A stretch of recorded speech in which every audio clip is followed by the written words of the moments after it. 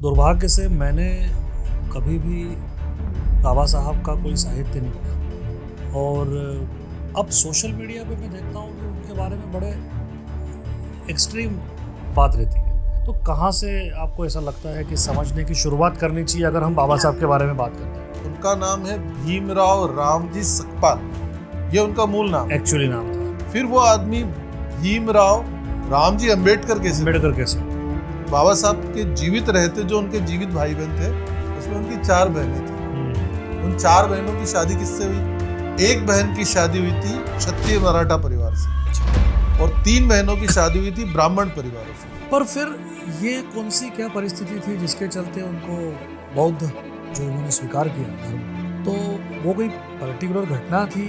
1936 में भी उन्होंने उनसे पत्रकारों ने मुस्लिम बनेंगे या ईसाई बनेंगे ऐसा प्रश्न किया।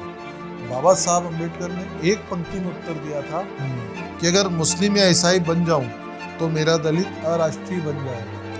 ये 1936 का स्टेटमेंट है। जब मनुस्मृति की बात हुई तो चूंकि अंग्रेज उसमें करप्ट कर चुके थे, उसके अंदर वो बिगाड़ कर चुके थे, तो बाबा साहब अम्बेडकर ने इसलिए मनुस्मृति को जलाने का निर्णय लिया था। इसलिए नहीं कि वो मनुस्मृति से नफरत करते थे या भारतीय समाज से।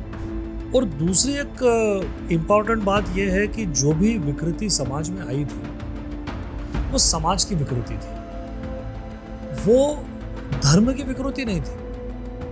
बाबा साहब अम्बेडकर के साथ जो भेद हुआ या उनके समय में जो भी भेद अनुसूचित जाति जनजाति के लोगों के साथ हो रहा था, उसका कारण, सबसे बड़ा कारण अंग्रेज और उनकी शिक्षा पद्धति थी। अब वो कहते हैं कि दलितों को यानी अनुसूचित जाति और अनुसूचित जनजाति को और ओबीसी कैटेगरी को राज करने का अधिकार नहीं था। आपको आश्चर्य होगा कि 536 में से 336 रियासतें कोई 1200 साल से थी, कोई 3000 साल से थी, वो अनुसूचित जाति, अनुसूचित जनजाति वही और पिछड़ी जातियों की थी। सोशल मीडिया पे कई बार ये भी बात होती है कि वो अंग्रेजों की तरफदारी करते थे या वो अंग्रेजों की तरफ थे, स्वतंत्रता के पक्ष में नहीं थे कि स्वतंत्रता के बाद में हमारे साथ अच्छा व्यवहार नहीं होगा, इस तरह की बातें थी। तो इसमें कोई सत्यता है क्या इस तरह की बातों? सावरकर जी और अंबेडकर जी 2 ही ऐसे नेता थे जिन्होंने देश भर में घूम घूम के और एक ही बात की, इस समय तुम्हें जरूरत है अंग्रेजों की सेना में भर्ती हो जाओ, क्योंकि तुम अंग्रेजों की सेना में भर्ती होगे तो तुम्हें प्रशिक्षण मिलेगा, हथियार चलाना सीखोगे और जज्बा आ जाएगा तुम्हारे अंदर लड़ने का। अगर 80% मुस्लिमों की सेना भारत पे हमला करती और 20% भारत की सेना में होते तो भारत का कितना हिस्सा पाकिस्तान कब्जे में आता, आप विचार कीजिए।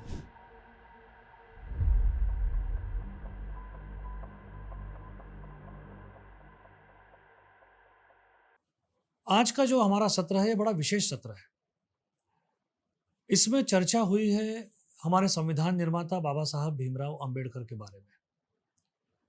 बहुत बड़ा व्यक्तित्व बाबा साहब थे, पर दुर्भाग्य से सोशल मीडिया पर और प्रसार माध्यमों में उनके बारे में बड़ी विपरीत बातें होती है। इसलिए यह आवश्यक है कि हम कोई ऐसी व्यक्ति से चर्चा करें जिससे कि हमें बाबा साहब के बारे में सत्यता मालूम पड़े, हम समझ पाए उनके व्यक्तित्व को, उनके योगदान को और उन परिस्थितियों को भी जिन परिस्थितियों में बाबा साहब ने अपना जीवन बिताया। तो उसके लिए आज हमारे साथ है डॉक्टर उत्तम मोहन मीणा जी। आप उज्जैन विक्रम विश्वविद्यालय में सहायक प्राध्यापक है और उज्जैन से विशेषतः इस कार्यक्रम के लिए इंदौर हमारे साथ आए और उन्होंने इसमें समय दिया और ये सारी चर्चा इस बारे में हुई है। और अब जब आप आगे इस कार्यक्रम को देखेंगे तो मुझे पूरा विश्वास है कि आपको बाबा साहब के बारे में बहुत संतुलित, तथ्यात्मक, सत्य आधारित, डॉक्यूमेंटेड जानकारियां मिलेंगी और आपको भी एक उनके व्यक्तित्व के विषय में स्पष्टता मिलेगी। इस प्रोग्राम को जरूर देखिए, लाइक कीजिए, शेयर कीजिए, सब्सक्राइब कीजिए। धन्यवाद।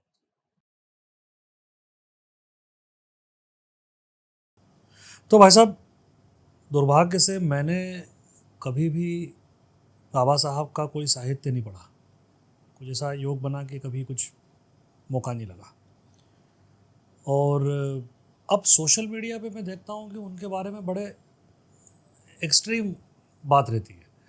एक वर्ग ऐसा है जो ऑब्वियसली उनको पूछता है, उनको उनको बहुत मान देता है, और एक दूसरा वर्ग है जो बहुत सारा जो गलत हो रहा है उसके लिए उनको जिम्मेदार ठहराता है या उनके बारे में कुछ कुछ कई अलग तरह की बातें करता है। तो बड़े ऐसे समाज में दो विपरीत, जिसको कहना चाहिए, मत सुनने को मिलते रहते हैं, ख़ासतौर से सोशल मीडिया पे बाबा साहब के बारे में। तो कैसे आप, कहाँ से आपको ऐसा लगता है कि समझने की शुरुआत करनी चाहिए अगर हम बाबा साहब के बारे में बात करते हैं? नमस्कार। देखिए, दरअसल जैसा आपने कहा कि मैंने बाबा साहब को बहुत ज़्यादा पढ़ा नहीं, कोई पुस्तक भी नहीं पढ़ी, तो आप ही की तरह की परिस्थितियाँ मेरे साथ भी रही। ओके। मैंने भी अपने जीवन में, मुझे 2-3 बातें ही पता थी कि ये भारत के स्वतंत्रता सेनानी थे और बहुत विद्वान व्यक्ति थे, और तीसरी बात ये पता थी कि उन्होंने संविधान की रचना की है। इसके अलावा मुझे भी कुछ पता नहीं था।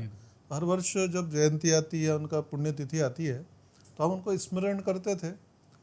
फिर एक घटना दुर्घटना ऐसी घटी कि जब मैं एकेडमिक्स में अध्ययन अध्यापन का काम करने लगा, तब मुझे एक जगह एक सेशन होने वाला था अम्बेडकर जी पे, और मुझे लगा कि यार इसमें मुझे कुछ बोलना चाहिए।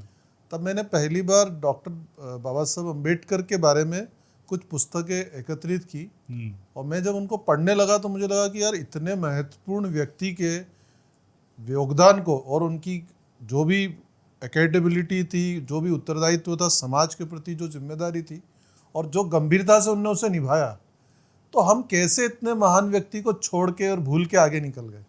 मतलब आपने उन्हीं की लिखी पुस्तकें पढ़ी या उन पर लिखी?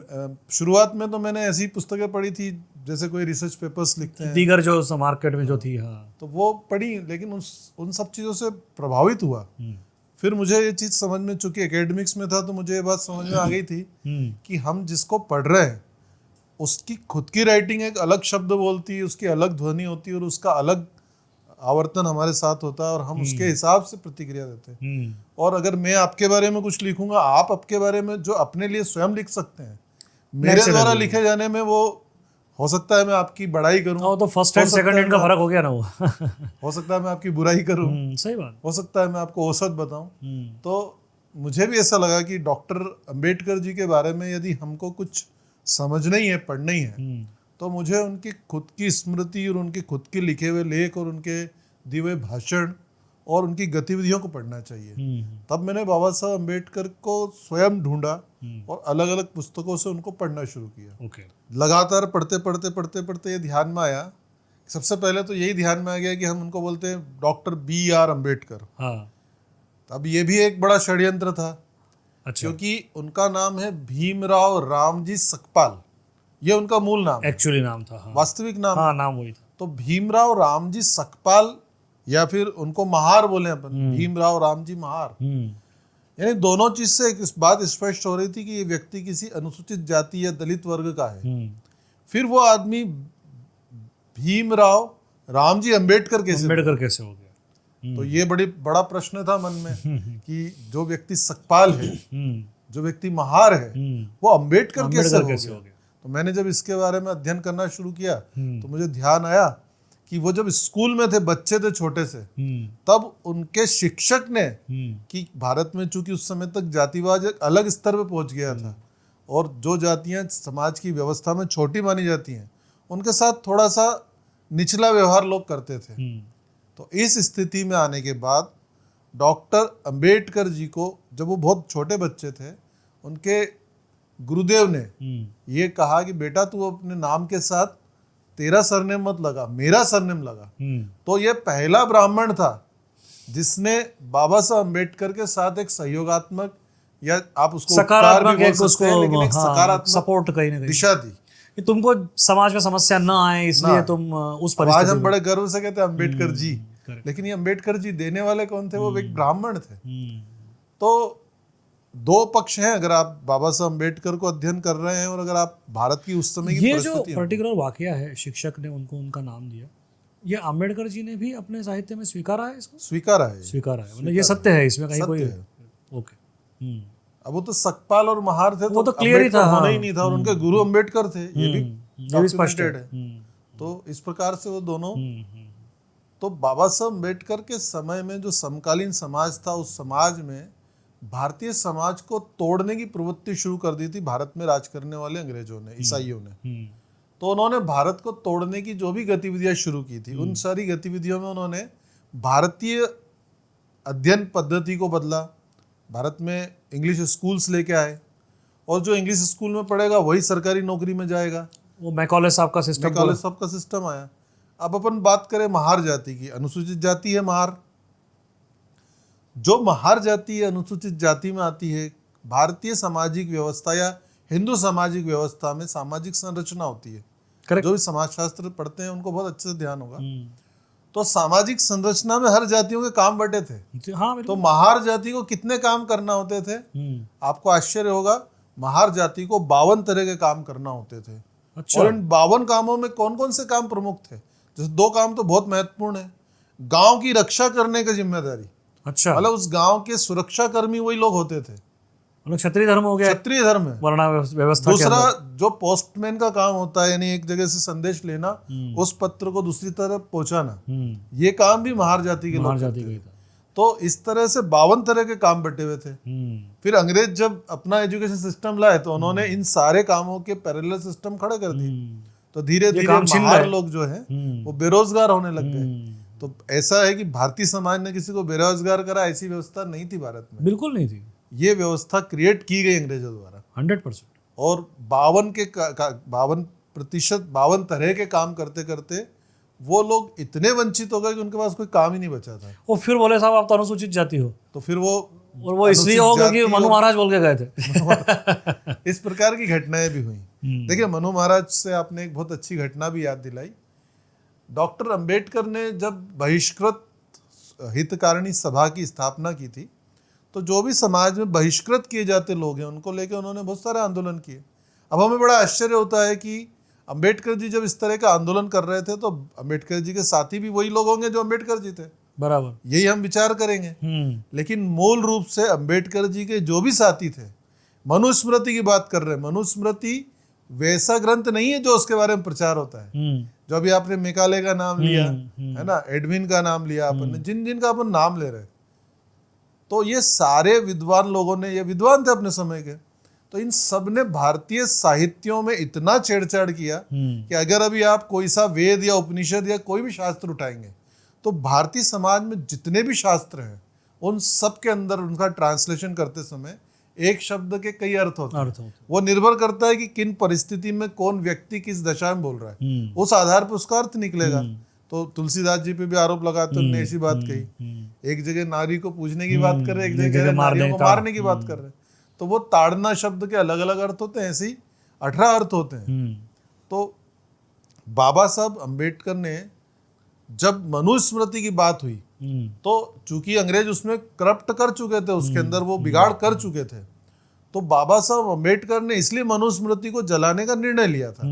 इसलिए नहीं कि वो मनुस्मृति से नफरत करते थे या भारतीय समाज से।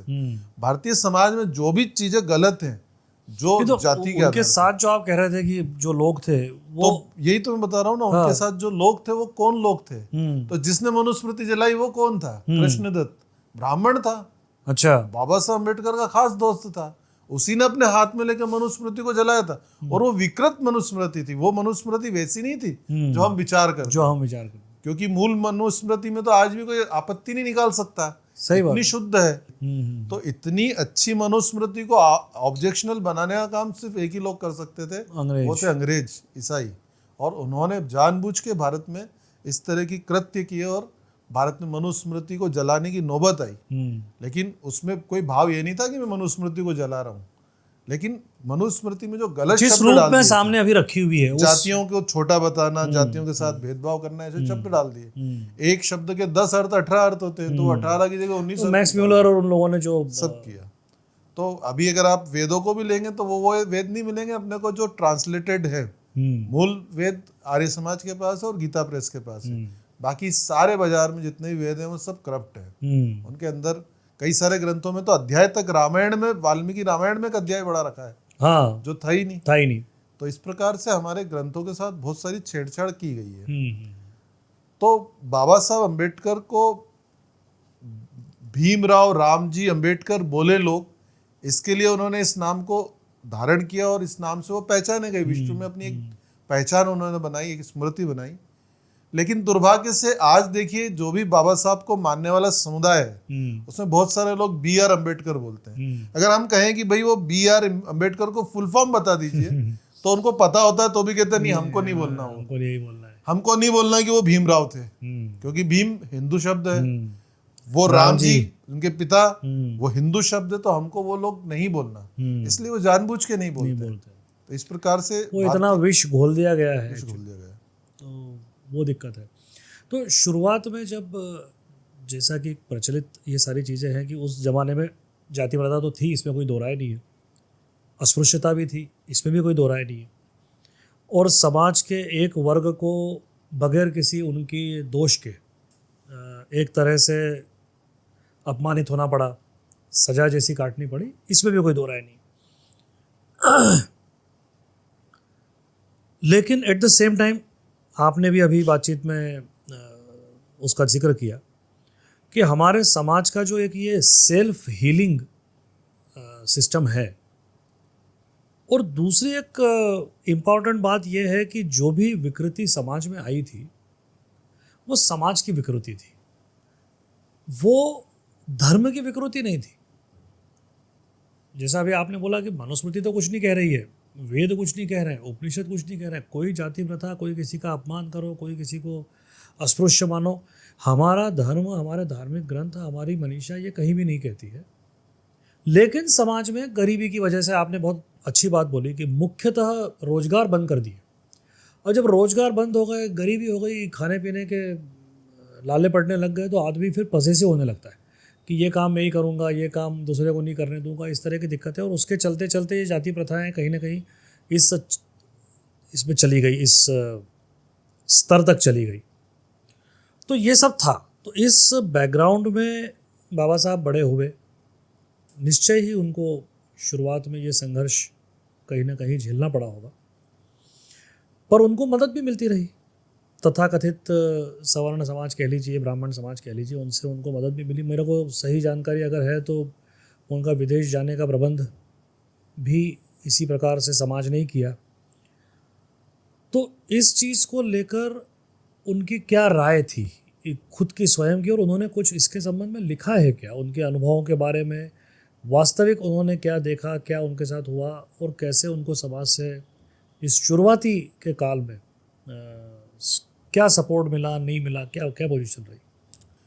वैसे दरअसल हमने अभी पहली बात तो ये बात की कि उनका नाम अंबेडकर किसने दिया, तो हमने कहा कि उनके शिक्षक थे कृष्णा महादेव अंबेडकर, उन्होंने अपना नाम उन्हें दिया। तो यह सबसे पहला एक सूत्र है जो जुड़ता है एक दूसरे से। इसके बाद हम बात करें कि जब उनको अध्ययन के लिए पैसों की तंगी थी, उस तंगी के चलते उनको बार बार आर्थिक समस्याओं का सामना करना पड़ रहा था, और वो पैसा उन्हें किसने दिया, यानी छात्रवृत्ति। छात्रवृत्ति देने वाले व्यक्ति थे पंडित आत्माराम अमृतसरी। अच्छा, उन्होंने छात्रवृत्ति दी। उसके बाद उनको आगे और छात्रवृत्ति की जरूरत थी, तब सायाजीराव गायकवाड़ ने, एक महाराज थे बड़ौदा महाराज, बड़ौदा के, उसके बाद छत्रपति शाहूजी महाराज ने उन्हें छात्रवृत्ति दी। तो ये लोग क्षत्रिय वर्ण या ब्राह्मण वर्ण के थे, लेकिन उन्होंने मदद किसकी कर रहे थे, वो एक अनुसूचित जाति के व्यक्ति की। और उस समय अंबेडकर इतने बड़े नाम नहीं थे, तो बच्चे थे, लेकिन इस प्रकार से वो लोगों की मदद करते थे, एक व्यवस्था थी। इसके बाद बात करते हैं अपन, बाबा साहब अम्बेडकर ने अखबार निकाला, तो उसके लिए उनको पैसों की जरूरत पड़ी, तो पैसे थे ही नहीं उनके पास। तो उन्होंने पैसों के प्रबंध के लिए इधर उधर देखना शुरू किया, तो छत्रपति साहूजी महाराज आ गए, उन्होंने उनको पैसा दे दिए कि लो पेपर छापो। फिर इस पेपर को छापने, संपादित करने, पत्रकारिता करने की अनुभव भी उनके पास नहीं था, तो उस अनुभव के लिए भी उनको एक ब्राह्मण की आवश्यकता पड़ी। तो वो कौन थे, पंडित आत्माराम अमृतसरी। उनको वो लेके आए, जिन्होंने पहले भी उनको मदद की थी। उनको लेके आए और उनको उन्होंने संपादक बनाया, उन्होंने उस अखबार को चलाया। फिर एक समता पाक्षिक, एक 15 दिन में निकलने वाला पत्र निकाल रहे थे, तो इसका संपादक उन्होंने जो है देवराव विष्णुजी नाइक को बनाया। अब ये देखिए कि कास्टिज्म कहाँ आ रहा है इसमें, है ना। फिर एक महार सत्याग्रह पे, ये बात तो मैं अभी आपको बता ही चुका हूँ, पंडित गंगाधर नीलकंठ सहस्त्रबुद्धे ने वो मनुस्मृति जलाई थी। अच्छा अच्छा अच्छा। मतलब वो मनुस्मृति ऐसी नहीं जला थी, हम्म, पंडित जला रहा है यानी कि ऐसी थोड़ी ना जला रहा है, उसको पता होगा कि मूल ग्रंथ ये नहीं है, ये नहीं है। इसलिए उन्होंने उसको आग लगाई। मैंने अभी कहीं पढ़ा था एक जगह कि करीब करीब 2000 श्लोक लोगों ने उसमें से बाहर किए हैं मनुस्मृति में से, ये बोल के कि भाषा, शब्द प्रयोग, भाषा के तेवर, उस आधार पे ये मेल नहीं खाते उस काल से जिस काल में मनुस्मृति की रचना हुई थी। तो इतना उसमें घुसा रखा था। अब मनुस्मृति की तरफ हम यदि जाएंगे तो एक बहुत बड़ी समस्या है, मनु कोई एक व्यक्ति नहीं थे, वो एक पद था और उसमें बैक टू बैक लोग आते थे और अपनी समय काल की परिस्थिति के अनुसार परिवर्तन करते थे। तो उसमें परिवर्तन नहीं होता ऐसी बात नहीं थी, समय के साथ उसमें परिवर्तन भी हुए। लेकिन जिन लोगों ने ये आखिरी परिवर्तन किए वो तो जातियों के अंदर समाज को बांटने के लिए और हिंदुओं को आपस में लड़ाने के लिए, वो तो अंग्रेजों ने किया, षड्यंत्र पूर्वक। तो यहाँ तो षड्यंत्र पूर्वक किया गया। इससे पहले परिस्थिति कैसी है, दशा कैसी है, हालात कैसे हैं, इस आधार पर लगातार परिवर्तन करते रहे। मनु एक व्यक्ति मनु नहीं रहे, देवल ऋषि भी मनु थे बराबर। तो जब मुसलमानों का आक्रमण शुरू हुए तो उन्होंने देवल स्मृति लिखी, वही मनुस्मृति है। और जो भी पंजाब के खालसा लोग या राजस्थान के राजपूत या गुर्जर या मीणा लोग हैं, उन्होंने देवल स्मृति को पढ़ के ही तो युद्ध लड़ा। तो लगभग 712 में कासिम जीता था और 1192 में जाके गौरी जीता। तो ये लगभग 480 साल में जो युद्ध लड़े सिंधु नदी को उस पार जाके 17 युद्ध, ये 17 युद्ध लड़ने वाले लोग कौन थे और क्यों लड़ रहे थे और किस आधार पर लड़ रहे थे, तो ये खैर अपन अम्बेडकर जी पे चर्चा कर रहे हैं, पर ये विषय आते हैं बराबर। इसी तरह से अम्बेडकर जी के विचारों के अनुरूप काम करने वाले लोगों में सोहन जी पटवर्धन थे, श्रीपाद महादेव आप्टे थे, सीताराम जी पुरुषोत्तम थे, विट्ठल लक्ष्मण फड़के थे। तो इन्होंने दलित उत्थान यानी दलित समाज को आगे बढ़ाने के लिए जो काम अम्बेडकर जी कर रहे थे, तो उनसे कंधे से कंधे और कदम से कदम मिला के ये सब लोग ब्राह्मण होकर उनके साथ काम कर रहे थे। लेकिन हमको ये बात पढ़ाई नहीं जाती है, क्योंकि सिलेबस जब सेलेक्टेड लिखते हैं तो उसमें जानबूझ के इन चीजों को हटा देते हैं। तो इनका जिक्र स्वयं अम्बेडकर जी ने किया है, अम्बेडकर जी ने किया और बहुत सारे साहित्य में मिल जाता है इनकी सामग्री। अब हम अगर अम्बेडकर जी को पढ़ेंगे तो इनके नाम मिल जाएंगे। अच्छा, अगर हम अम्बेडकर जी पे आपने या मैंने कुछ लिखा है तो हो सकता है नाम ना मिले या मिले, किसी में मिले किसी में ना मिले। अच्छा, एक चीज और भी है कि बाबा साहब अम्बेडकर अगर बहुत बड़े जातिवादी थे तो एक सहज प्रवृत्ति होती है, उनकी एक पत्नी थी, उनकी मृत्यु हो गई तो उन्होंने दूसरा विवाह किया। तो जब वो पत्नी कौन थी, डॉक्टर शारदा कबीर, और वो बाद में सरिता बनी, डॉक्टर सरिता अम्बेडकर, वही तो थी, ब्राह्मण थी। चलिए उनको छोड़ दिए। बाबा साहब अम्बेडकर अपने पिता की 14वीं संतान थे। बाबा साहब के जीवित रहते जो उनके जीवित भाई बहन थे उसमें उनकी 4 बहनें थी। उन 4 बहनों की शादी किससे हुई? एक बहन की शादी हुई थी क्षत्रिय मराठा परिवार से, और 3 बहनों की शादी हुई थी ब्राह्मण परिवारों से। नाम बताता हूं मैं आपको। इनके नाम है गंगाबाई सकपाल, जिनका बाद में शादी के बाद ब्राह्मण लोखंडे परिवार में हुई तो वो गंगाबाई लोखंडवाल बन गई। इसी प्रकार से उनकी दूसरी बहन थी रमाबाई, उनकी क्षत्रिय समाज में शादी हुई थी तो वो मालवलकर बनी। अच्छा, ऐसी मंजुलाबाई थी तो ये पंदीरकर ब्राह्मण परिवार में शादी हुई तो ये पंदीरकर बन गई। अच्छा, और तुलसाबाई इनकी सबसे छोटी बहन थी तो वो धर्मकांतेकर परिवार में शादी हुई, वो धर्मकांतेकर हो गई। तो बाबा साहब अम्बेडकर का परिवार कास्टिज्म से इतना बाहर था, हम उनको किस तरह से जातियों में, समाज पे इतना बाहर था।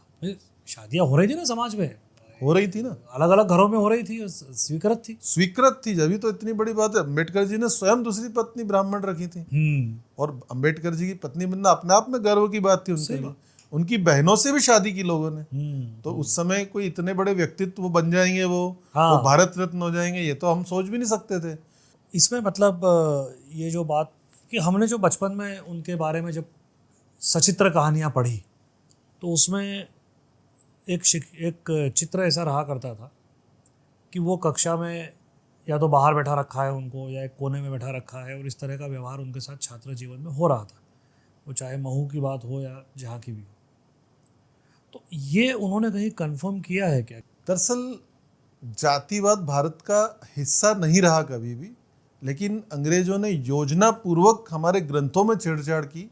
दूसरी व्यवस्था उन्होंने वहाँ लागू की जब उनने अपने लोगों को सत्ता के नज़दीक कर लिया, कई सारे ऐसे बड़े नेता थे जो अपने आप को दलित नेता कहते थे, वो दलित थे नहीं। जैसे एक तो जिनको आप बापूजी कहते हैं, वो अपने आप को दलित नेता कहते थे, और उनको अंबेडकर, पेरियार और जो मंडन थे, उन तीनों को तो एक्सेप्ट ही नहीं करते थे। वो कहते थे दलितों का नेता तो मैं हूँ। उन्होंने दलितों को नाम भी दे दिया था हरिजन, और इसलिए वो स्वीकार नहीं कर रहे थे। लेकिन इनकी अपनी एक प्रभाव था, अपनी छवि थी। इस कारण से दलित समाज का जो पूर्वी भारत है वो जोगेंद्रनाथ मंडल के साथ था, बाकी का पूरे भारत का दलित समाज बाबा साहब के साथ था, दक्षिण भारत का पूरा रामनारायण पेरियार जी के साथ था। तो दलित समाज के 3 बड़े लीडर्स थे उस समय। लेकिन सबसे बड़ी समस्या यह थी कि इन तीनों लीडर्स को मान्यता कौन दे रहा था? अंग्रेज इन्हें मान्यता नहीं दे रहे थे। अंग्रेजों ने मान्यता उन्हें दी जिनको वो प्रिय थे, और जिनको वो प्रिय थे वो जिन्हें प्रिय थे। तो नेहरू जी, गांधी जी और जो लोग उस समय के राजनेता हुए, उन्होंने अपने आप को डिक्लेयर कर दिया कि हम दलित समाज के नेता हैं। और इस सारी उधेड़-बुन में भारतीय समाज में इतने गड्ढे खोदे गए कि एक कास्टिज्म क्रिएट कर दिया। तो जो आप कह रहे हैं कि स्कूलों में उनके साथ ऐसा व्यवहार हुआ कि नहीं हुआ, तो दरअसल जब वो किसी गवर्नमेंट स्कूल में जाके पढ़ रहे हैं, तो गवर्नमेंट स्कूल एक नई तरह का सिस्टम था। कास्टिज्म को एक अलग तरह से व्याख्यायित कर चुके थे वो लोग। अब नए बच्चे जब उन ग्रंथों को पढ़ रहे थे, हिंदी सरल भाषा हो गई, हिंदी में वो उसका अध्ययन कर रहे थे। और जब वो अध्ययन कर रहे थे तो उस अध्ययन में उनको ध्यान में आया कि अरे यार, ये तो हमारे साथ बैठने लायक नहीं है। आप 1739 की एक रिपोर्ट, एक अंग्रेज अफसर भारत आया, वो भारत के गांव-गांव घूमा, करीब 2 साल भारत में प्रवास किया उसने। तो हाउस ऑफ कॉमन्स, वहाँ की जो संसद है, वहाँ उसने अपने डॉक्यूमेंट प्रस्तुत किए। उसने कहा, मैं पूर्व से पश्चिम और उत्तर से दक्षिण गली गली गांव-गांव घूमा, मुझे पूरे भारत में एक भी व्यक्ति अनपढ़ नहीं मिला। यानी वो कह रहा है कि भारत में कोई भी व्यक्ति अनपढ़ नहीं है, और मुझे एक भी व्यक्ति भिक्षावृत्ति करता हुआ नहीं दिखा। तो ये हमारे यहाँ की सांस्कृतिक परंपरा थी जिसमें हर व्यक्ति के पास ज्ञान था। तो भारत के गुरुकुलों में सबको पढ़ने का अधिकार था। आप तो बात ज्यादा दूर ना जाए, हम बात बाबा साहब की कर रहे हैं। चाणक्य कौन थे? ब्राह्मण थे, विष्णुगुप्त नाम था उनका, और उनने किसे अपना शिष्य बना लिया था? चंद्रगुप्त मौर्य, यानी मुरी जाति, यानी कि आज हम बोलें तो ओबीसी या शेड्यूल कास्ट की कैटेगरी में। तो एक शेड्यूल कास्ट को उन्होंने अपना शिष्य बनाया। फिर उसे कहाँ ले गए? विश्व के एकमात्र सबसे बड़े विश्वविद्यालय में, तक्षशिला, और वहां ले जाकर उसको पढ़ाया। और सबको पता था ये मुरी जाति का है, सब लोग उसे चंद्रगुप्त मौर्य बोलते थे। लेकिन वहां से पढ़ लिख के वो आया और उसने पूरे भारत को एक साम्राज्य के रूप में विकसित करा। तो हमारे यहाँ जातियों के आधार पर पढ़ने का भेदभाव की व्यवस्था थी नहीं। तो बाबा साहब अम्बेडकर के साथ जो भेद हुआ, या उनके समय में जो भी भेद अनुसूचित जाति जनजाति के लोगों के साथ हो रहा था, उसका कारण, सबसे बड़ा कारण अंग्रेज और उनकी शिक्षा पद्धति थी। उन्होंने जानबूझ के उनको माना। धर्मपाल जी ने भी जो पुस्तकें लिखी है उसमें उस बात को काफ़ी रेखांकित किया है कि एजुकेशन का जो स्तर हमारे यहाँ पहले था उसको मटिया मेट करके ये नया, और मैं उसको कैसे देखता हूँ उत्तम जी, कि मान लीजिए अपने यहाँ जो एक सिस्टम था जिसके अंदर कि घर में व्यक्ति प्रशिक्षित होता था, सामान्यतः उसके गुरु, उसके पिता, चाचा, ताऊ, इस तरह के लोग रहते थे, क्योंकि एक वो सिस्टम बना हुआ था, परिवार के अंदर वो प्रोफेशन चलता था। तो आज मान लीजिए कि कोई सुनार ही है और वो अपने घर में उसके ये काम होता है जेवर बनाने का, और 20-25 साल की उम्र तक आते आते वो उसके अंदर पूरा प्रशिक्षित हो गया, उसको अब सब काम करते आता है। अब उसका बेटा स्कूल जाने लगा, क्योंकि इन द मीनवाइल अंग्रेजों ने विद्यालय खड़े कर लिए, और विद्यालय में क्या पढ़ाया? तो ABCD पढ़ाई, ऑब्वियसली, कुछ और थोड़ा बहुत इधर उधर का पढ़ाया।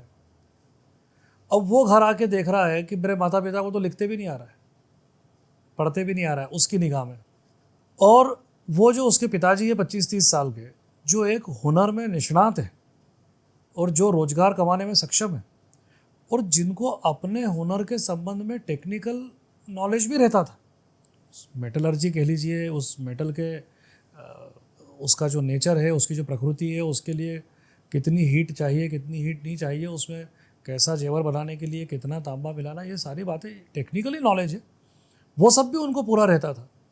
तो वो सारा नॉलेज जिस व्यक्ति के पास में है, अचूक है, उस व्यक्ति को उसका बेटा अनपढ़ समझने लगा। क्योंकि उसको जो पढ़ाया जा रहा था वो उनको नहीं आ रहा था। अच्छा, उसको वो पढ़ाया जा रहा था जो उसे किसी काम का नहीं था। तो ये जो अनपढ़ और निरक्षर अपने ऊपर आरोप लगा दिए गए, क्योंकि पढ़ाई को देखने का दृष्टिकोण बदल दिया सही मायने में कि, तो ये तो समस्या नो डाउट उस युग में वो करीब करीब 1820 से जो चालू हुआ इनका ये सारा सिस्टम को बदलने का क्रम, ये सारा 1910 तक आते आते जब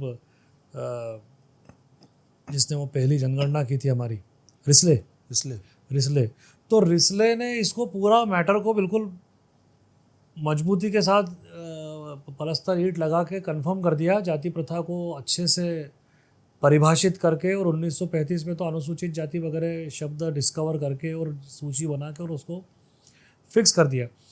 और उसके 150 साल पहले तक भी ये चीज़ें, जैसे आप 1739 बोल रहे हैं, तो मुश्किल से 100-150 साल पहले की स्थिति है, उस समय वो कुछ चीज़ें थी ही नहीं।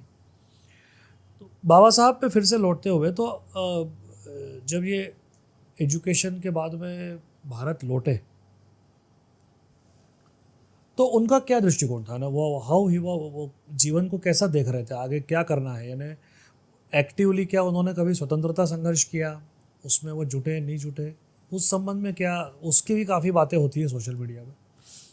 देखिए, मैं दरअसल जब मैं अध्ययन कर रहा था बाबा साहब को, तो मैंने काफ़ी सारा पढ़ा उन्हें, अलग अलग लोगों को भी पढ़ा, फिर बाबा साहब की राइटिंग्स भी पढ़ी, और इन सब चीज़ों से एक चीज़ समझ में आई। मैं चूँकि समाजशास्त्र का भी विद्यार्थी रहा हूँ, समाज कार्य भी पढ़ा है, मनोविज्ञान भी पढ़ा है मैंने, तो समाजशास्त्र को पढ़ते समय हम पढ़ते हैं मार्क्सवाद को, और मार्क्सवाद को लेकर ल्यूस अल्थ्यूजर नाम का एक विद्वान आया, मतलब एक जो थॉमस आया था, उसने एक एंड ऑफ हिस्ट्री एक थीसिस लिखी थी, तो उसने कहा था कि जितना भी मार्क्सवाद है वो ख़त्म होने वाला है, और उसने प्रमाण के साथ कहा, तो कई देशों में सरकारें गिरने लग गई थी, तो मार्क्सवाद ख़त्म हो रहा था। तो ल्यूस अल्थ्यूजर था, वो मार्क्सवादी परिप्रेक्ष्य के आदमी था, और वही एक ही स्कूल से जहाँ से मार्क्स ने पढ़ा वहीं से वो पढ़ रहा था। तो इस अध्ययन की अवधि में वो जो भी गतिविधि कर रहा था, तो उसने कहा कि यार इस तरह से तो मार्क्सवाद ही खत्म हो जाएगा। फिर उसने क्या किया कि मार्क्स को रीथिंकिंग मार्क्स के रूप में स्टडी करना शुरू किया। तो अलग अलग बैच बनाए, पीएचडी करने और पढ़ने वाले अच्छे योग्य लोग लिए, और उनने कार्ल हेनरिक मार्क्स को 3 कैटेगरी में बांटा, और 3 कैटेगरी में बांट के पढ़ा, और जब वो सब पढ़ के अपना आउटपुट लेके आए, तब उन्होंने कहा कि कार्ल मार्क्स बेसिकली एक बच्चा मार्क्स है, एक तरुण मार्क्स है, और एक युवा मार्क्स है। तो ये जो बच्चा मार्क्स है, बचपन में कुछ भी कह सकता है, और उसके बाद जो तरुण हुआ है, तो वो भी कुछ भी कह सकता है। तो ये जो दोनों समय उन्होंने जो बातें की, उसको प्रासंगिक मत मानो, परिपक्व होने के बाद। हाँ, क्योंकि उन्होंने जो पूंजीवाद के खिलाफ जितनी बातें कही थी, उन सब में संस्कृति को कुछ माना ही नहीं था, धर्म को कुछ महत्व नहीं दिया था। तो इन्होंने अपने तीसरे पक्ष में उनकी उस पक्ष को लेके आए, और उस पक्ष के साथ जब उनने उस बात को रखा, तो उनने फिर से जीवित किया मार्क्सवाद को। तो मुझे ऐसा ध्यान में आया कि यार अगर बाबा साहब को अध्ययन करना है, तो यही 3 पद्धति टाइमलाइन फॉलो करके डाइवर्ट कर देते हैं। तो मैंने बाबा साहब अम्बेडकर को इसी तरह से 3 कैटेगरी में बांटने का काम किया। अब जब मैंने इस तरह से उनको बांटा, तो मैंने उनको पाया कि 1915 से उन्होंने अपना एकेडमिक करियर शुरू किया था, यानी उस समय वो एक शिक्षक के रूप में, एक अध्यापक प्राध्यापक के रूप में काम कर रहे थे। तो उन्होंने उस समय अपना जीवन शुरू किया, और 1926 तक उनका एकेडमिक लाइफ चली। इस जीवन में उन्होंने राजनीतिक गतिविधि और सामाजिक गतिविधियों में भी हिस्सेदारी शुरू की थी, लेकिन मूल रूप से वो एकेडमिक थे। अब इस समय उन्होंने क्या किया, उन्होंने जाकर के शिकागो यानी अमेरिका गए। शिकागो में उन्होंने एक शोध पत्र पढ़ा था, रिसर्च पेपर, बहुत बड़ी बात होती है, और आजकल तो लोग फर्जी तरह से लिखते हैं, उस समय तो कोई फर्जी लिख ही नहीं सकता था। तो उन्होंने एक रिसर्च पेपर लिखा, और उस रिसर्च पेपर में उन्होंने लिखा कि भारत में कोई आर्य बाहर से नहीं आया। इस बात को उन्होंने प्रमाणित किया 1916 में शिकागो में जाकर। तो ये बात जब उन्होंने प्रमाणित की ना, तो इस बात से बहुत से लोग हिल गए, क्योंकि यार ये कितनी बड़ी बात बोल रहा है, अगर इतनी बड़ी बात को स्वीकार कर लेंगे तो बहुत बड़ी बात हो जाएगी। मैक्स मिलर की थ्योरी को उन्होंने बिल्कुल खारिज कर दिया, नष्ट कर दिया। और इसी तरह से उन्होंने अगले 1928 में जब उनका ये पहला पक्ष खत्म हो गया, तब वो अपने दूसरे कैटेगरी के अंदर आ गए थे। इस दूसरी कैटेगरी में वो आ गए थे प्रतिक्रियावादी अंबेडकर। तो 1928 में उन्होंने साइमन कमीशन को एक औपचारिक बयान दिया है। उस बयान में वो क्या कहते हैं कि ब्रिटिशर्स हमारे यानी दलितों के हित में नहीं है। 1855 में ब्रिटिशों ने दलितों को शिक्षा नहीं दी, जिससे 1000 स्वर्ण हिंदू जो है वो पढ़ लिख के उसमें से 779 लोग पढ़े लिखे हो गए। अच्छा। जबकि 1000 दलितों में केवल 17 लोग पढ़े लिखे थे। ये एक बहुत बड़ा अंतर था। ये बात उन्होंने कही और उसी के आगे उन्होंने कहा कि इसके लिए ब्रिटिशर्स ही जिम्मेदार है। जब वो कमजोर थे तब दलितों को सेना में भर्ती किया उन्होंने, और जब उन्होंने राजाओं को जीत लिया तब उन्होंने हमें सेना से बाहर कर दिया और सारे सवर्णों को अपनी सेना में भर लिया। जब सवर्ण सेना मजबूत हो गई तो उन्होंने हम दलितों को सेना से बाइकआउट कर दिया। तो इस प्रकार से उन्होंने हमारे साथ अच्छा व्यवहार नहीं किया, इसलिए आप यानी ब्रिटिशर्स दलितों का समयानुपातिक उपयोग करते हैं। हमारे सबसे बड़े शत्रु है अंग्रेज। ये बाबा साहब अम्बेडकर के कोटेशन है।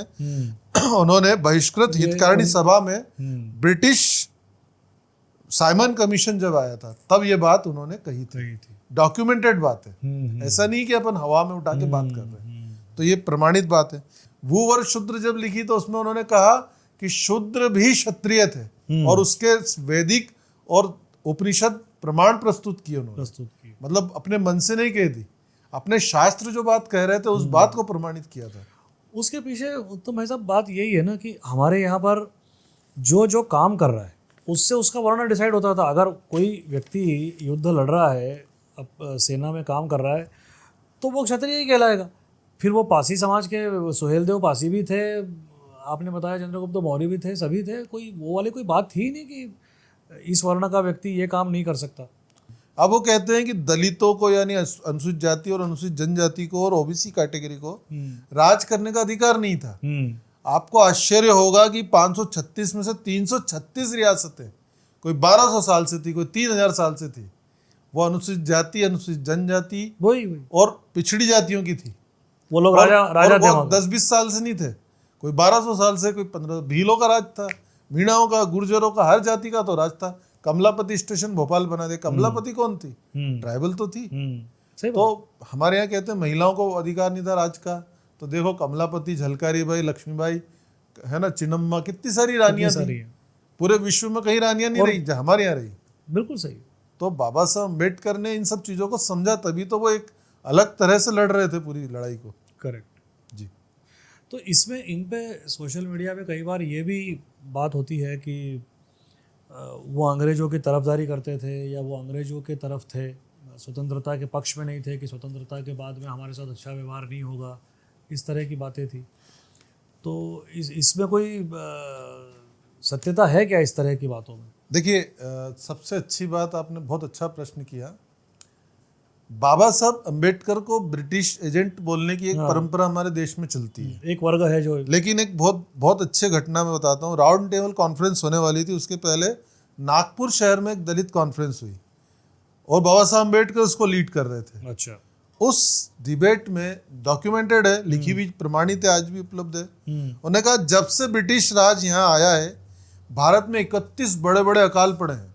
अच्छा। और इन 31 अकालों में लगभग 2.5 से 3 करोड़ लोग मर गए हैं। और ये 2.5 से 3 करोड़ लोगों में सबसे बड़ी आबादी दलितों की थी। फिर वो कह रहे हैं इसके आगे कि सर्वाधिक खून दलितों का बहा जो ब्रिटिशों के हाथों पे लगा है।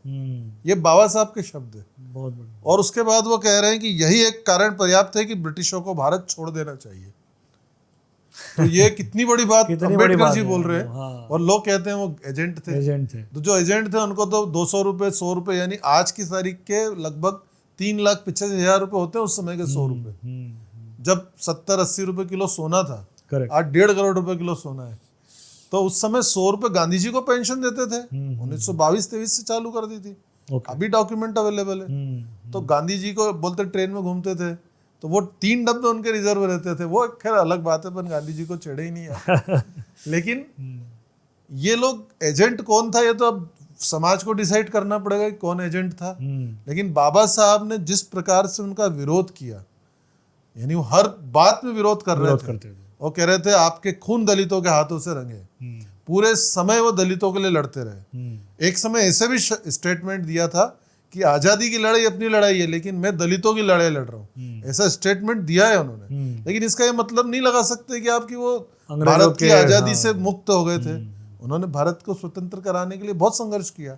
और सबसे बड़ी उनके साथ समस्या यह थी कि भारत का जो लीडरशिप थी उस समय की, जो अपने आप को हिंदू नेता भी कहते, दलित नेता भी कहते थे, वो लोग अगर मूल रूप से अगर आप गहराई में जाएंगे तो आपको लगेगा कि ये लोग तो एजेंट नहीं थे। बहुत सारे प्रमाण मिल जाएंगे।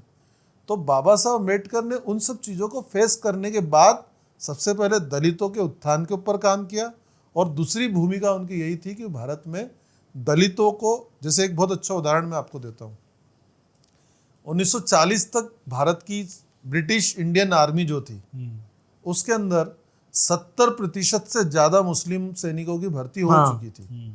अब ये बहुत बड़ी बात है कि 70% सैनिक मुस्लिम थे।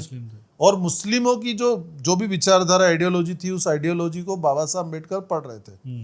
क्योंकि एक बहुत अच्छी पुस्तक उन्होंने लिखी, पाकिस्तान और भारत का विभाजन। अगर आप उस पुस्तक को पढ़ेंगे तो आपको लगेगा बाल ठाकरे तो बच्चा था इनके सामने, सावरकर बच्चे थे इनके सामने। हिंदुत्व पे इतनी अच्छी बात, इस्लाम के ऊपर इतनी अच्छी बात वो कर रहे थे। उन्होंने खुलेआम कहा कि कोई मुसलमान संविधान निष्ठ, कानून निष्ठ हो ही नहीं सकता, क्योंकि वो मुसलमान है। वो तभी तक कानून मानेगा जब तक कि वो कमजोर है। जैसे उसकी पॉपुलेशन 30% होगी वो हिंसा शुरू कर देगा। तो पाकिस्तान और भारत के विभाजन में सब बात उन्होंने लिखी है। तो बाबा साहब अम्बेडकर ने तो मतलब जो टाइमलाइन की बात कर रहे थे, तो उस दृष्टि से अगर देखें तो ये बाबा साहब का काफ़ी परिपक्व होने के बाद का साहित्य है। हाँ, मूल रूप से बाबा साहब के साथ मैंने आपको कहा कि उनके 3 फेज में मैंने स्टडी की।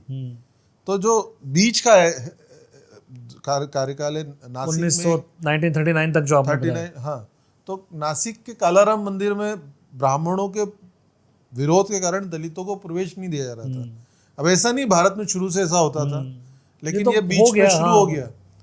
लेकिन क्या हमको ऐसा लगता है कि बाबा साहब पहले आदमी थे जिन्होंने दलित को मंदिर में प्रवेश के लिए काम किया? नहीं, कम से कम 12 ब्राह्मण थे, जिसमें सावरकर भी एक थे, जो अंबेडकर जी के राजनीतिक पृष्ठ पे आने से पहले से दलितों को मंदिर पे ले जाने के लिए युद्ध लड़ रहे थे। चित्रकूट में सावरकर ने डंडे खाए थे। तो बाबा साहब ने भी वो लड़ाई लड़ी। लेकिन जब लगातार 5 साल उस मंदिर के बाहर बैठ के धरना दिया, लेकिन उसके बाद जब वो जबरदस्ती घुसने लगे तो उन सब लोगों ने लाठी फरसे से उनके सिर फोड़े। बाबा साहब अम्बेडकर को भी सिर में चोट आई थी।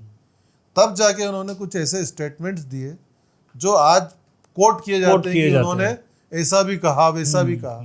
परिस्थिति नहीं बताएंगे क्यों कहा, लेकिन वो बाद में बार बार बताते हैं। वो बेसिकली एक बहुत लोकल बात थी। वहाँ जो लोग थे उनके संदर्भ का वो स्टेटमेंट हो गया। और तो बाबा साहब अम्बेडकर ने जो भी कुछ काम किया, उन सब कामों में उन्होंने कभी भी ब्रिटिश सरकार का समर्थन नहीं किया। और जब भी कमीशन आते थे उसमें दलितों की बात वही रखते थे। और गांधी जी कहते थे इसको मत आने दो। लेकिन ये इतने बड़े वाइस बन चुके थे कि इनको दबाया भी नहीं सकते थे वो लोग। तो इसलिए लगातार इन्होंने काम किया और काम करते करते वहां तक पहुंचे। तो ये तो समझ में आता है डेफिनेटली कि बहुत क्लैरिटी थी उनको कई मामलों में। उनके जो समकक्ष लोग थे उनसे कहीं ज़्यादा थी। आर्यन इन्वेजन थ्योरी को उसी समय सिर्फ चुनौती नहीं देना, उसको खारिज कर देना, ये कोई छोटी मोटी बात नहीं थी अपनी जगह। तो वो डेफिनेटली उनकी क्लैरिटी बहुत ज़्यादा थी उस संदर्भ में। पर फिर ये कौन सी क्या परिस्थिति थी जिसके चलते उनको बौद्ध जो उन्होंने स्वीकार किया धर्म को, तो वो कोई पर्टिकुलर घटना थी या किसी वजह से उनकी वो प्रतिक्रिया थी? दरअसल धर्मांतरण या मतांतरण जो भी हम कहें, धर्मांतरण शब्द तो वैसे भी उचित नहीं है, क्योंकि विश्व में धर्म तो एक ही है, सनातन परंपरा को मानता है जो, और कई सारे उस परंपरा के हिस्से हैं। तो बौद्ध उस परंपरा का एक हिस्सा है। बौद्ध पंथ कोई बाहर से नहीं आया। भारत की विचार दर्शन को लेके बौद्ध खुद कौन थे? अगर हम थोड़ा सा हिस्ट्री में जाएंगे तो चलेगा राम जी के वंश में पैदा हुए बौद्ध, सिद्धार्थ जिनका नाम था। तो मूल रूप से जैसे अभी बहुत सारी बात अपन ने की, मैं एक बहुत अच्छे व्यक्ति का नाम लेना भूल गया। उस समय के सबसे बड़े ब्राह्मण नेता कौन थे जब गांधी जी पैदा भी नहीं हुए थे राजनीति में? तब थे बाल गंगाधर तिलक। तिलक भारत के सबसे बड़े ब्राह्मण नेता थे। और तिलक जी के जो लड़के थे श्रीधर बलवंत तिलक, वो सबसे परम मित्र बाबा साहब अम्बेडकर जी के थे। अच्छा।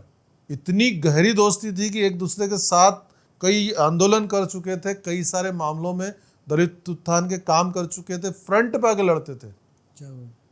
और उनको इतना प्रताड़ित किया, जो समय के तात्कालिक ऊंचे लोग हो गए थे, जिनको अंग्रेजों ने ऊंचा बना दिया था, तो वो उनको इतना टोचते थे, इतना बुरा बुरा कहते थे, तो अंततोगत्वा उन्होंने मानसिक व्याधि में आकर के आत्महत्या कर ली। और उनकी आत्महत्या के ऊपर सबसे ज्यादा रोए थे बाबा साहब अम्बेडकर, क्योंकि उनको ऐसी उम्मीद नहीं थी कि इतना बड़ा व्यक्ति ऐसा कर जाएगा। तो बाल गंगाधर तिलक के बेटे ने इतना बड़ा कदम उठाया था। तो कुल मिलाकर के दो डिफरेंट जानकारी है, मतलब कभी पढ़ने में आती नहीं है सामान्य। हाँ, नहीं, आपको मिल जाएगी, डॉक्यूमेंट्स में मिलेगी। अगर आप लिखी हुई किताबें पढ़ेंगे तो शायद ना मिले। तो दरअसल इस्लाम ईसाइयत पे तो उन्होंने अध्ययन कर ही लिया था। जब उन्होंने घोषणा की थी कि मैं अब धर्म मतलब अपना जो मत है वो बदलूंगा, तो उनको कई सारे नवाब मौलवी आए उनके पास, उनको ऑफर किया कि इतना रुपया हम तुम्हें देंगे, इतनी संपत्ति दे देंगे, इतने बड़े पद देंगे। तो उन्होंने इस्लाम को पढ़ना शुरू किया और इसी समय उनके पास बड़े बड़े नन्स पॉप आए, पास्टर आए, फादर्स आए, उन्होंने भी ऑफर किया। और सब लोग उन्हें ऑफर कर रहे थे कि तुम तो एक बार हमारे साथ आ जाओ, क्योंकि उनको पता था कि अम्बेडकर जिधर दिशा में मुड़ेंगे उनके साथ 1-2 करोड़ 2.5 करोड़ लोग उनके साथ हमारी तरफ आ जाएंगे, और ये इतना बड़ा परिवर्तन होगा जो हो नहीं सकता। तो इसलिए इस्लाम ने और ईसाइयत ने पूरा प्रयास लगा लिया। सारा प्रयास करने के बाद भी अम्बेडकर जी ने क्या कहा, उन्होंने कहा कि नामांतरण की घोषणा तो कर दी उन्होंने, लेकिन उन्होंने पाकिस्तान और भारत के विभाजन वाली पुस्तक में इसको लेकर के इस्लाम की पूरी मनोवृत्ति को व्याख्या कर दी। उन्होंने पूरे जितने मैंने भी आपको बताया, मोहम्मद बिन कासिम बेसिकली हम पढ़ते हैं तो हमको लगता है पहला आक्रमणकारी था, वो छठा था, उसके पहले 5 हार चुके थे। और मोहम्मद बिन कासिम और गौरी से के बीच में 17 हमले और हुए, वो 17 लोग हार गए। उनको नहीं पढ़ाते हैं, कासिम को पढ़ाते हैं, वो जीत गया। फिर गौरी को पढ़ाते हैं, वो जीत गया। खैर, तो कुल मिलाकर के जो जीतने हारने की ये कथा है, इस कथा के अंतर्गत बाबा साहब अम्बेडकर ने जो है लगातार ये बात कही कि भाई हमको अपने देश में रहना है, और अगर मुझे अपनी आइडेंटिटी को लेके कुछ चेंजेस करनी है तो मैं भारत के विरोध करने वाली, भारत के साथ समन्वय ना बनाने वाली किसी परंपरा और संस्कृति का समर्थन नहीं करूंगा। और इसके सबसे अच्छे 2 उदाहरण ये थे जो मैंने आपको नाम नहीं गिनाए थे। रामनारायण पेरियार जी, जो दक्षिण भारत में दलितों के सबसे बड़े नेता थे, और जोगेंद्रनाथ मंडल, जो बंगाल के अंदर दलितों के सबसे बड़े नेता थे। जोगेंद्रनाथ मंडल तो अभी जो कहते हैं जय भीम जय मीम, क्योंकि जय भीम और जय मीम साथ होना चाहिए। तो जोगेंद्रनाथ मंडल ने तो उस समय अम्बेडकर जी को बहुत प्रेशर किया कि तुम अपना ये सब छोड़ो और हमारे साथ आ जाओ, क्योंकि अगर तुम यहाँ रहोगे तो भारत के लोग तुम्हें बेच खाएंगे, ये मार देंगे, ये तुम्हारा सहयोग नहीं करेंगे। तो बाबा साहब ने कहा नहीं, मैं किसी भी हालत में भारत नहीं छोड़ूंगा। तो अंततोगत्वा वो नहीं गए, जोगेंद्रनाथ मंडल चले गए। वो भारत के जैसे पहले कानून मंत्री अम्बेडकर जी बने थे, वैसे ही जोगेंद्रनाथ मंडल पाकिस्तान के बने थे। लेकिन वो 6 महीने बाद भाग के क्यों आया भारत? आप गूगल पे उसका लेटर पढ़ लीजिए, आप रो देंगे किस तरह से दलितों के साथ अपमानित किया गया, अपमानित और मौत के घाट उतारा जा रहा था। उसकी बेटी की इज्जत बचाने के लिए वो वहां से उसको लेके आया था, और दिल्ली की गलियों में कैसे रहा, कब मरा, किसी को पता भी नहीं। जो किसी समय में बहुत बड़ा नेता था, उसकी मृत्यु पे बस 20-25 लोग इकट्ठा हुए थे। ऐसे ही रामनारायण पेरियार ने दूसरा कंडीशन रखी थी कि तुम हिंदू ही रहो। जोगेंद्रनाथ मंडल ने तो कहा था छोड़ दो हिंदुत्व, लेकिन पेरियार कह रहे तुम हिंदू ही रहो और भगवानों को गाली बको। पेरियार जी ने या उनके चाहने वाले लोगों ने भगवानों को गाली भी दी, अपमानित भी किया। तमिल भाषा में से सारे 20,000 से ज्यादा संस्कृत के शब्द थे, वो सरकारें बनती गई और उन्हें हटाते गए। अभी एक भी संस्कृत का शब्द नहीं मिलेगा तमिल में आपको। अब वो कहते तमिल संस्कृत की माँ है, इस तरह की बात करते हैं। तो उन्होंने द्रविड़ नाडु का आंदोलन चला दिया, तो पूरे दक्षिण भारत में वो एक अलग देश बनाने की मांग करते हैं।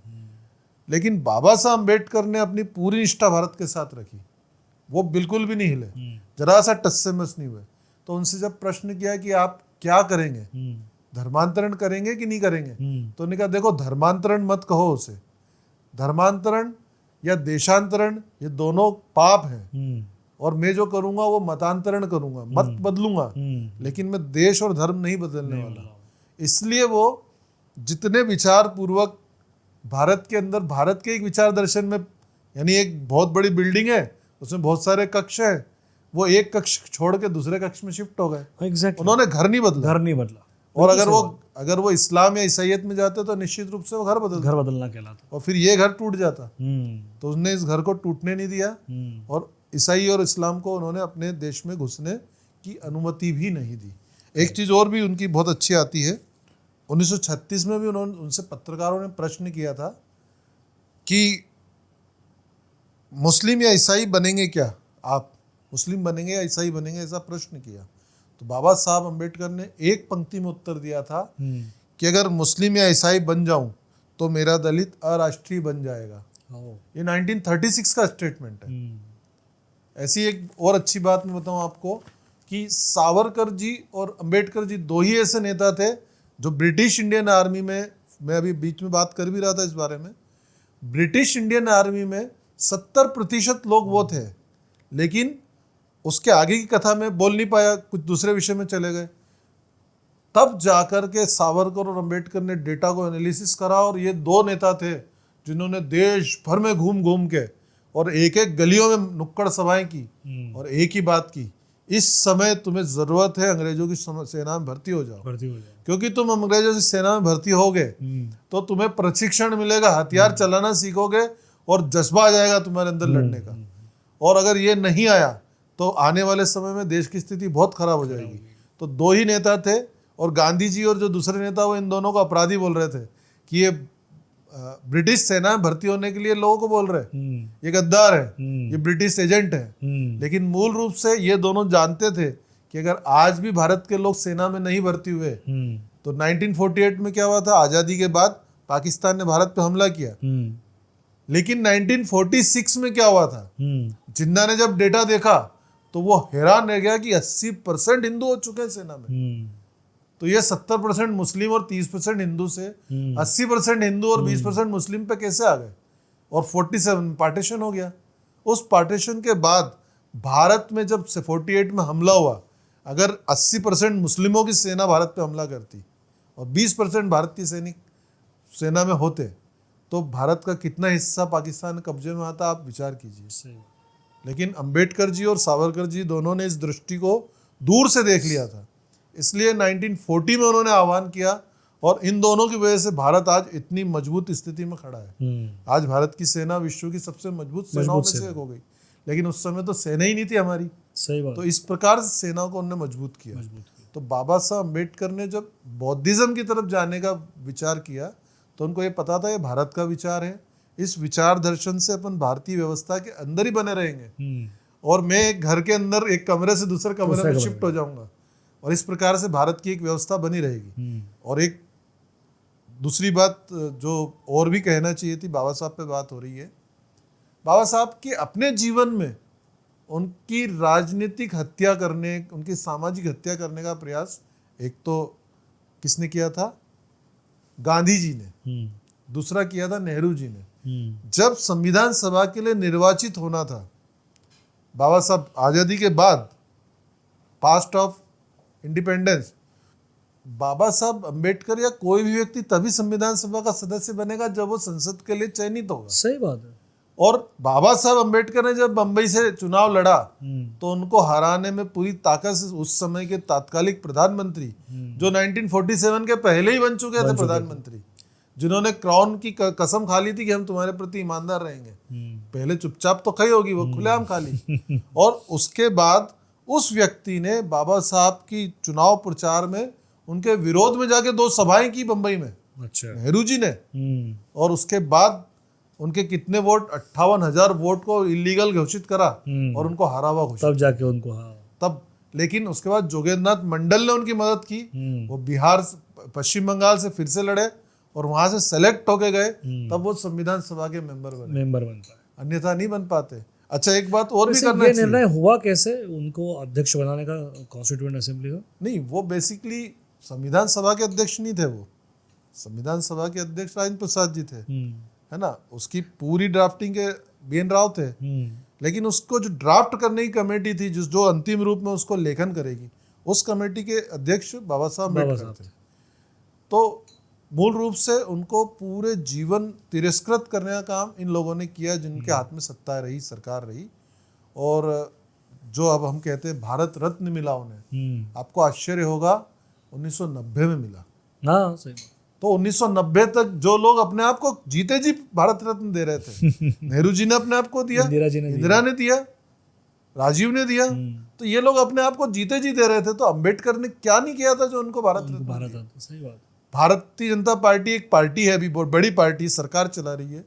उस समय अपने समर्थन से जो सरकार बनवाई थी, भारतीय जनता पार्टी के लोगों ने डिमांड की, तब जाके अंबेडकर जी को भारत रत्न मिला है।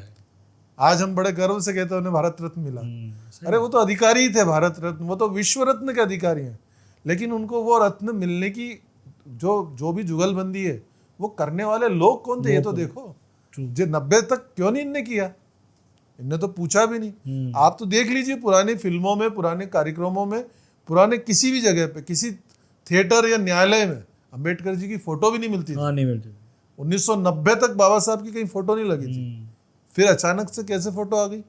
अभी राहुल गांधी जी तो कॉन्स्टिट्यूशन एक कोरे पन्ने की डायरी ले घूमते हैं, लेकिन वो ये तो देखेंगे ये किसने लिखा है, किसने ड्राफ्ट किया है, तो वो नहीं देखते हैं। तो बाबा साहब अम्बेडकर ने जो योगदान भारतीय समाज को मजबूत बनाने के लिए दिया है, ऐसा अद्भुत योगदान भारत में बहुत दुर्लभ व्यक्ति दे पाते हैं। कुछ लोगों ने किया है ऐसा, उन कुछ लोगों में से एक बाबा साहब अम्बेडकर भी हैं। बराबर। इतने बड़े व्यक्तित्व के बारे में सामान्य व्यक्ति की समझ अभी बहुत सीमित और बहुत भ्रमित अवस्था में है। तो आई एम वेरी श्योर, मुझे ऐसा लगता है कि लोग इसको सुनेंगे, समझेंगे, तो उन्हें लगेगा कि नहीं, चीज़ें वैसी नहीं है जैसी उन्हें बताई जाती है। और मुझे लगता है इस कार्यक्रम की सार्थकता इसी में रहेगी कि लोग स्वयं पढ़ें जो बाबा साहब ने लिखा है, तो अपने आप उन्हें प्रचीति होगी कि बाबा साहब क्या व्यक्तित्व थे। बहुत बहुत धन्यवाद।